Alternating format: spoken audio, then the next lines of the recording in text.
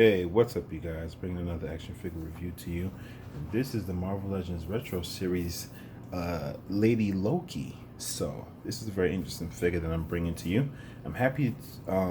She is. It's you know what? It's funny. She's a figure that wasn't even on my radar, but I got Lady Thor, so I figured, what the hell? I'll get Lady Loki. You know what I mean? So that's what I did. But it's more than a what the hell thing. I didn't even see any reviews on her. I was planning to watch Anthony Customs' review of her, but I figured, you know what? Before I do that, let me just bust out my own review of her.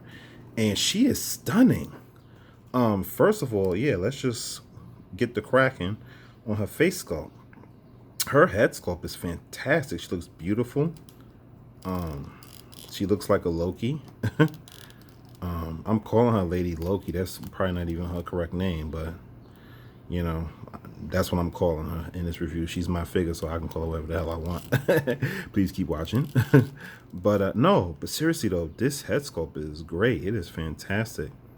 I also like the little, I don't know what it is, but the little jewelry and decoration that she has in her hair. I like that.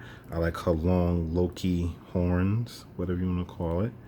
It also has some design up there, up top, as you can see.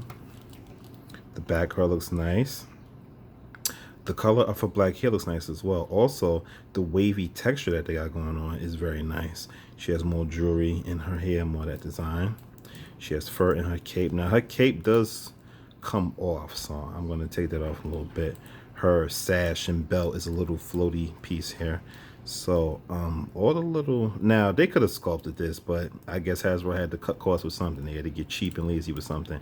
So, these scales are painted on, but it's not that egregious to me. I actually don't mind it. It's fine that these green scales on her costume, or whatever you want to call it, that it's painted on. I really don't mind it. I love that her fingernails are painted. I love that. I didn't even notice that before. Her fingernails are painted. I absolutely adore that. That is wonderful. Her fingernails are freaking painted. That is amazing. Love that. So, her boobages looks good. Like I said, the scales look good. And like I said, her belt and sash is a floaty piece. So you can just lift it on up. There's nothing going on in her lower abdomen, but all the articulation is up here. Her sash is nice. She has those designs once again. And they have a little extra something going on in there in the design. The back, the fur on her cape is good. It's nice. I like it. And it drapes over her shoulders here, which is very nice. I like that as well. I like the inside yellow on her cape. I like that. I like the end ridges of her cape. That's also nice as well. And I like the flowing texture of her cape as well. Very well done. This is a very high quality figure. I like this figure a lot. Her boots are very nice. She has a I don't know, she has a wooden something wrapped around. I don't know. Bear with me, guys. I know next to nothing about Lady Loki, or whatever you want to call her. Same on the other boot. I like the designs of her boot as well. I like her boots. I like her boots very much. It's very nice. She does have buckles at the bottom. And that's her boots. Her boots are very nice. Yeah, and that's the rundown of Lady Loki. So, yeah. So overall, I'm definitely feeling this figure. Yeah, I'm feeling this figure a lot. She's great. She's definitely awesome. So let's jump into articulation. I'm probably going to take the cape off for this. The cape is removable. It's not too loose, but it will come off if you so choose. So she can look up about probably not. I popped off, so I guess hardly none at all. So she can look up about, I guess if you finagle it, she can look up a pretty good amount. She looks down about that much. She does have attitude, and she does have full 360 rotation in her head. Her arms can go out about that much. Let's see. Goes out about that much. She does have full 360 rotation. She does have enough bicep swivel. She has a single joint in the elbow, And she does have full 360 wrist and hinge rotation. No butterfly joint. Boobages. She does have an upper ball peg joint up here in the upper part for chest area, and it does. She gets pivoting, she gets full rotation, and she does get full 360 swivel in it. There's nothing in the lower abdomen as we discussed earlier. Her legs can go out, not really at all, really. She can kick forward about that much.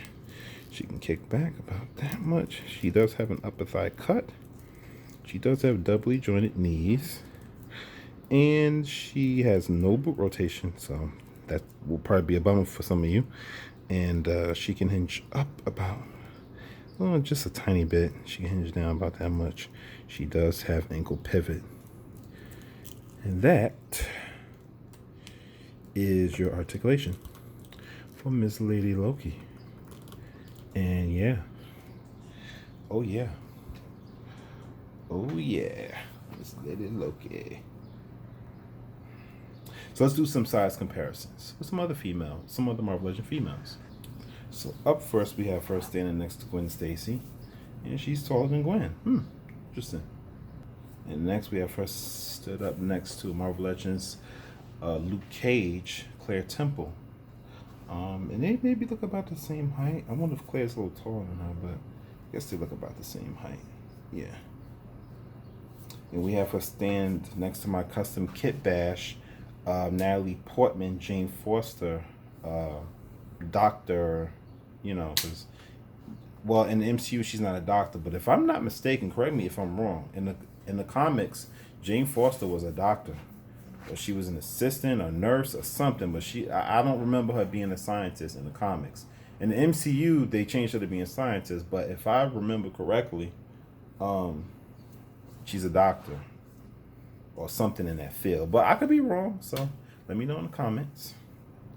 And she's definitely taller than her, though. And last but certainly not least, we have Lady Thor. We have Lady Loki standing next to Lady Thor. This is awesome. This is an absolute dream for me. Absolutely.